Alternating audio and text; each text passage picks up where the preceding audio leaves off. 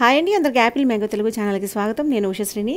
ఈ ఏడాది మేము పెట్టుకున్న మాగాయి వీడియోతో మీ ముందుకు వచ్చానండి. ఇదివరకు నేను మాగాయి పెట్టాను, కాకపోతే అప్పుడు ఇంగ్రీడియంట్స్ అన్నీ కూడాను గ్రామ్స్లో చెప్పాను. ఇప్పుడైతే మాత్రం కప్పు కొలతలతో చూపిస్తాను అనమాట. అంటే ఎవరైనా ఈజీగా పెట్టుకోగలిగేటట్టుగా.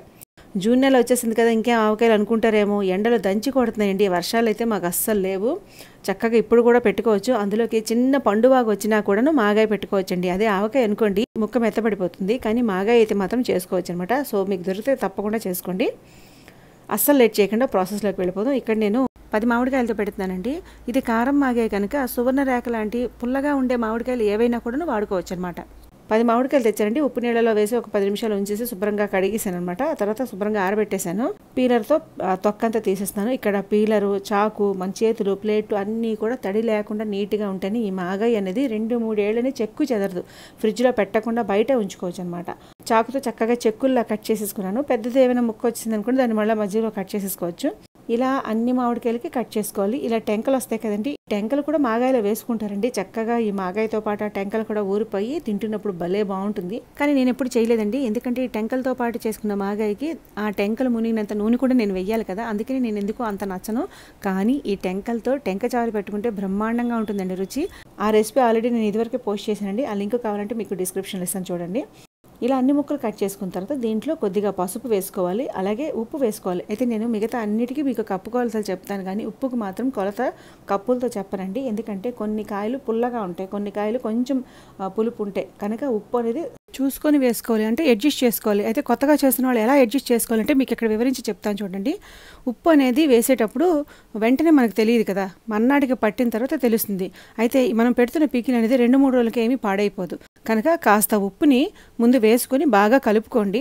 అలా కలుపుకునేటప్పుడు టిప్ ఏంటంటే, సాధారణంగా నిలవ పచ్చళ్ళలో రాళ్ళ ఉప్పు వాడతాం కదా, రాళ్ళ ఉప్పుని తెచ్చి ఎండబెట్టుకొని గ్రైండ్ చేసేసుకున్నారనుకోండి, అది కలిపితే ఈ పులుపుకి వెంటనే కరిగిపోయి మీకు ఒక ఐడియా వస్తుంది.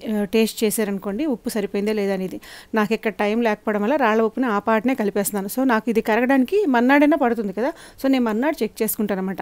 ఎటు మనం ఇది 3 రోజులు ఊరబెట్టాలి, మధ్యలో ఒకసారి కలుపుకుంటూ ఉండాలి. కలుపుకునేటప్పుడు మనం చెక్ చేసుకున్నాం అనుకోండి ఉప్పు సరిపోతే అప్పుడు కొంచెం కలుపుకోండి. అయితే చెక్ చేసుకునేటప్పుడు టేస్ట్ ఎలా ఉండాలి అంటే, రెగ్యులర్గా మనం తినే టేస్ట్కి తగ్గట్టుగా ఉప్పు కాకుండా కాస్త ఎక్కువగా ఉండాలి. ఎందుకంటే ఇది నిలవ పచ్చడి, దట్టు దీంట్లో మనం మెంతి పిండి, కారం అన్నీ కలుపుతాం కదా, నూనె, పోపు, దానికి తగ్గట్టుగా ఉప్పు సరిపోవాలన్నమాట. అంటే రెగ్యులర్గా ఉన్న ఉప్పు కన్నా కాస్త టేస్ట్ ఎక్కువ ఉప్పు ఉండాలన్నమాట. అర్థమైంది అనుకుంటా. ఇలా శుభ్రంగా కలిపిన తర్వాత పొడిగా ఉన్న ఒక క్యాన్లో పెట్టుకుంటున్నాను. మీకు తెలుసు కదా, ఈ 3 రోజులు నేను స్టీల్ వాటిలోనే చేస్తాను. తర్వాత జాడీలో ఎత్తుతాను, కానీ ఎప్పుడు ప్లాస్టిక్ యూజ్ చేయను. మొదటి రోజు అయిపోయాక మన్నాడు చెక్ చేస్తే కొద్దిగా ఉప్పు తగ్గినట్టు అనిపించిందండి. మరి కొంచెం రాళ్ళ ఉప్పు వేసి బాగా కలుపుకుంటున్నాను. 3వ రోజు కూడా మరొకసారి కిందికి పైకి చేసుకుంటాను. ఎందుకంటే 2వ రోజు మనం రాళ్ళ ఉప్పు కలుపుకున్నాం కదా, అది కూడా కరగాలి కదా, కనుక శుభ్రంగా కిందికి పైకి మొత్తం 3 రోజులు కలుపుకుంటే 4వ రోజు ఉదయం మనం ఈ ముక్కల్ని రసాన్ని సెపరేట్ చేయాలన్నమాట. ఓపిక ఉంటే, సమయం ఉంటే చేత్తో పిండుకోవడం మంచిది. నేను ఎప్పుడు చేత్తో పిండే చేస్తానంటే, ఈసారి కొంచెం నాకు టైం తక్కువగా ఉంది, బయటికి వెళ్లాల్సి ఉందన్నమాట. అందుకని నేను శుభ్రంగా ఉతికేసిన కాటన్ బట్టలో పిండేస్తున్నాను అనమాట. ఇది పంచే బట్ట. ఒకవేళ ఎప్పుడైనా ఇలా బట్టల్లో పిండాలి అనుకుంటే సర్ఫతో కన్నా బట్టల కారంతో ఉతికి 2-3 సార్లు శుభ్రంగా జాడించిన తర్వాత ఒకసారి శుభ్రంగా వేడి నీళ్ళలో పెట్టేస్తానండి. అంటే దాంట్లో ఏదైనా సర్ఫ్ కానీ లేదంటే ఈ బట్టల కారం ఫ్లేవర్స్ ఏమైనా ఉంటే పోవడానికి అనమాట. ఇలా క్లాత్లో వేయడం వల్ల చాలా తొందరగా పిండియడం అవుతుంది కదా. పుల్లగుమ్మడి వడియాల్లో మనం పిండినప్పుడు రసం తీస్తాం చూసారా, ఆ విధంగా అనమాట. చక్కగా 2 ప్లేట్లలో ఈ ముక్కల్ని విడదీసి పెట్టేసుకున్నాను. ఇంకొక బేసన్లోకి ఈ రసాన్ని ఎండలో పెట్టేసుకుంటాను. ఎండబెట్టినప్పుడు కూడాను పల్చటి దోమతెర కప్పుకుంటానండి, అంటే ఏమైనా వాలకుండా ఉండటం కోసం అనేసి. చూసారు కదండి, ముక్కలు ఈ విధంగా అనమాట. చక్కగా ఎండిపోవాలి, కానీ ముక్క వంగినట్టుగా ఉండాలన్నమాట. అలా ఎండితే సరిపోతుంది. జ్యూస్ కూడా చూసారా చక్కగా మనకు వచ్చింది. ఇప్పుడు ఇందులో కలుపుకుందికి మెంతిపిండి తయారు చేసుకోవాలండి. ఇక్కడ మెంతులు ఒక ఇనప పెనం తీసుకుని చిన్న మంట మీద దోరగా కలుపుకుంటూ వేయించుకోవాలండి. అయితే ఇన్ని మెంతులు ఇందులో వేసేస్తాను అనుకోకండి. పచ్చళ్ళ సీజన్ కనుక ఒకేసారి నేను మెంతులు ఇలా వేయించి పెట్టుకుని పొడి కొట్టుకుంటాను. కారం కూడా చక్కగా మంచి కాయలు దొరికాయండి, వాటిని నేను మిల్లు ఆడించుకున్నాను. ఇప్పుడు చూపిస్తున్న కప్పుతో కొలుచుకుంటున్నానండి. దీంతో మనకి 4 కప్పులు ఎండిపోయిన మామిడికాయ ముక్కలు అయ్యాయి అనమాట. ఈ కప్పుకి 1 కప్పు కారం అనమాట. మీరు కారం ఎక్కువగా తినమంటే తగ్గించుకోండి, ఎక్కువగా తింటాం అనుకున్న వాళ్ళు మరి కొంచెం కలుపుకోండి. పులుపు కదండి, స్టార్టింగ్లో కారంగా ఉన్నా సరే తర్వాత అది కొంచెం ఈ పులుపు వల్ల కారం అనేది తగ్గిపోతుంది. ఇంకా దోరగా వేయించిన మెంతులు పొడి కొట్టాను కదండి, దాంతో నేను 1/2 కప్పు మెంతిపిండి వేసుకున్నానండి. ఇంత మెంతిపిండి చేదవుతుందని అనుకోకండి. మెంతుల్ని దోరగా చిన్న మంట మీద కలుపుకుంటూ లోపల కూడా వేగినట్టుగా వేయించుకొని కంప్లీట్గా చల్లారిన తర్వాత మిక్సీ చేసుకుని మెంతిపిండి వాడుకుంటే చేదు రాదండి, చాలా కమ్మగా ఉంటుంది. ఇప్పుడు స్టవ్ వెలిగించి మూకుడు పెట్టి ఇదే కప్పుతో 1 కప్పు నువ్వుల నూనె తీసుకున్నానండి. 1 కప్పు సరిపోదు, పోపు వరకు తీసుకున్నాను. లాస్ట్లో జాడీలోకి పచ్చడి పెట్టినప్పుడు పైనుంచి మళ్ళీ మనం నూనె వేయాలి. అప్పుడు కూడా ఇలాగే ఇంగువ కాచిన నూనె వేసుకుంటాం అనమాట. కనుక ఇప్పుడైతే 1 కప్పుతో నూనె తీసుకుని ఆ నూనె వేడెక్కిన తర్వాత కొద్దిగా ఆవాలు, అలాగే ఒక 6-7 ఎండుమిరపకాయలు కూడా వేసుకోండి. ఎండుమిరపకాయలు ఏంటంటే ఊరి పుల్లగా అయ్యి చాలా బాగుంటాయి అనమాట. కానీ కారాన్ని బట్టి చూసుకోండి. కారం పొడి కారం వేసుకుంటున్నాం కనుక ఇవి కూడా కారం ఉంటే తినలేరు, కనుక చూసుకోండి. ఈ మిరపకాయలు ఏంటంటే నెలలు గడుస్తున్న కొద్దీ ఊరిపోయి తినడానికి మజ్జిగనంలో చాలా బాగుంటాయి. పప్పులోకి కానీ మజ్జిగలోకి కానీ పుల్లగా చాలా బాగుంటాయి అనమాట. ఆవాలు చిటపట్లాడిపోయి మిరపకాయలు కూడా వేగిపోయండి. స్టవ్ కట్టేశాను. స్టవ్ కట్టేసి ఆ వేడి మీదనే ఇంగువ వేసుకుంటున్నాను. ఇంగువ ఎంత ఎక్కువ వేసుకుంటే అంత కమ్మగా ఉంటుంది, చాలా చాలా బాగుంటుంది. మేమైతే ఇంగువ బాగా వాడతాం. ముద్ద ఇంగువ అనుకోండి, చాలా మంచి వాసన వస్తుంది. అది ఉంటే అంత వేసుకోక్కర్లేదు. ఇది పొడి ఇంగువ ఏమీ పెద్దగా వాసనలు రావడం లేదు, అందుకే కాస్త ఎక్కువగా వేసుకుంటున్నాను. ఇప్పుడు ఈ నూనె కంప్లీట్గా చల్లారిన తర్వాత మాత్రమే మనం మాగాయలో కలుపుకోవాలండి. ఈలోగా మనం ఒక గిన్నెలోకి ఈ కారం మెంతిపిండి తీసుకున్నాం కదండి, అదే గిన్నెలోకి ఆల్రెడీ మనం ఎండబెట్టిన మామిడికాయ రసం ఉంది కదండి, ఆ మామిడికాయ రసము, ఈ కారం మెంతిపిండి అంతా బాగా కలిపేసుకున్నాను. రసంలో ఈ కారం కలిపామనుకోండి ఈవెన్గా అంతా బాగా కలుస్తుంది అనమాట. ఇందాక మనం కొలిచి పెట్టుకున్న ఎండిపోయిన మామిడికాయ ముక్కలు ఉన్నాయి కదండి, ఆ మామిడికాయ ముక్కలు కూడా ఇందులో వేసి బాగా కలుపుకొని నూనె కంప్లీట్గా చల్లారిపోయిందండి. అదే మూకుల్లో నేను చక్కగా ఈ కారం మెంతిపిండి కలిపిన మామిడికాయ ముక్కలు రసం అన్నీ కలిపి పెట్టుకున్నాం కదా, ఈ గిన్నెలోంచి తీసుకుని ఆ మూకుల్లో ఉన్న నూనెలో వేసేసుకొని బాగా కలుపుకుంటున్నాను. ఇక్కడ చేతితోటే కలపాలండి. చేతితో కలిపితేనే చక్కగా ఈవెన్గా కలుస్తుంది అనమాట.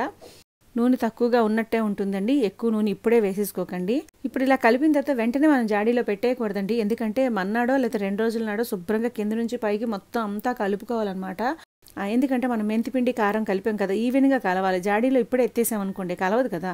అందుకని ఎంత చేత్తో కలిపినా కూడాను కరెక్ట్గా అంతా కలవాలంటే 2 రోజుల నాడు మళ్ళీ కలపాలన్నమాట. అందుకని నేను ఈ గిన్నెలోనే ఉంచుతున్నాను. నేను పొయ్యి మీద షూట్ చేస్తున్నానని పొయ్యి ఆన్లో ఉందనుకోకండి, దయచేసి అబ్జర్వ్ చేయండి. ఇక్కడ స్టాండ్ ఉంది కదా అని చెప్పి నేను సెల్ పెట్టి వీడియో షూట్ చేసేస్తున్నాను స్టవ్ మీద. ఇది స్టవ్ ఆన్లో లేదండి, దయచేసి ఇది మాత్రం గమనించండి. ఇదిగోండి మాగాయ పొజిషన్ ఎలా ఉందో చూద్దామండి. 2 డేస్ ఇలా ఉంచేసాను. చూసారు కదా, పక్క నుంచి నూనె కనిపిస్తున్నది. ఇంకొకసారి బాగా కలుపుకున్న తర్వాత మరికొంచెం నూనెని వేడి చేసి చల్లార్చి కలుపుకుందాం. నేను చూపించిన మెజర్మెంట్ కప్పుతో 1 కప్పు నూనె తీసుకున్నానండి. నూనె వెచ్చబడిన తర్వాత స్టవ్ కట్టేసి ఇందులో ఇంగువ మరికొంచెం వేసుకుంటానండి. ఇది కంప్లీట్గా చల్లారిపోవాలి. శుభ్రంగా కడిగి ఎండబెట్టిన పొడిగా ఉన్న జాడీలోకి డైరెక్ట్గా పెట్టేయకుండా ఇప్పుడు ఇంగువ కాచి చల్లార్చిన నూనె ఉంది కదండి, ఆ నూనెని ఈ జాడీ గోడలకి శుభ్రంగా రాయాలన్నమాట. రాసిన తర్వాత అప్పుడు మనం ఆవకాయ పెడితే ఫ్రెష్గానే ఉంటుంది, అసలు పాడయ్యే ఛాన్స్ ఉంటుంది అనమాట.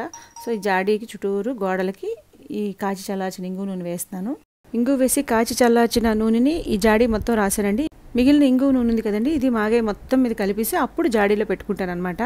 ఇలా నూనె మొత్తం కలిపేసి పెట్టేసుకుని ఇయర్ మొత్తం వాడుకోవచ్చండి. కొంతమంది ఏం చేస్తారంటే ఎప్పటికప్పుడు తీసుకొని పోపు పెట్టుకుంటారన్నమాట. అంటే ఎండిపోయిన మామిడికాయ ముక్కలు ఆ రసంలో కారం మెంతిపిండి కలిపేసుకుంటారు. చక్కగా మొత్తం అంతా కలిపేసుకుంటారు. బాగా ఎండింది కనుక పొడిగా ఉండే గాజు జారులో పెట్టేసుకుంటే పైన ఏం కాదనమాట. అంటే పోపు పెట్టుకోకుండా ఉన్న ఏడాదికి ఏడాది నిల్వ ఉంటుంది. కాకపోతే చెమ్మలు తగలకూడదు, తడి స్పూన్లు పెట్టకూడదు. ఆ జాగ్రత్తలు పాటిస్తే చక్కగా ఉంటుంది. ఎప్పుడు కంటే అప్పుడు పోపు పెట్టుకోవచ్చు. నేనైతే మొత్తం ఒకేసారి పెట్టేశాను అనమాట.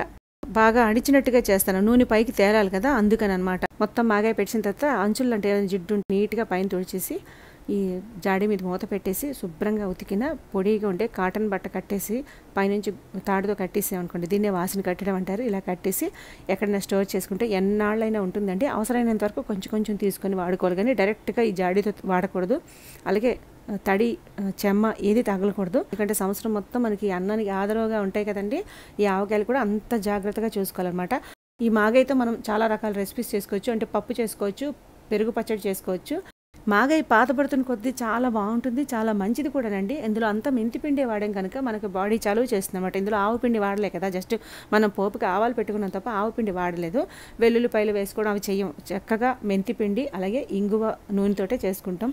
కంప్లీట్గా ట్రెడిషనల్ పద్ధతిలో చేస్తున్న మాగాయ అనమాట. ఎప్పుడు మేము ఇలాగే చేసుకుంటాం. ఒక్కనాడు కూడా పాడవడం అనేది నేను ఎరగను అనమాట. ఎప్పుడైనా ఒంట్లో బాగాలేనప్పుడు జావ చేసుకున్నప్పుడు కూడా ఈ మాగాయ పెసర కొంచెం వేసుకుంటే నోటికి ప్రాణం లేచి వస్తుంది అనమాట. అంత బాగుంటుంది.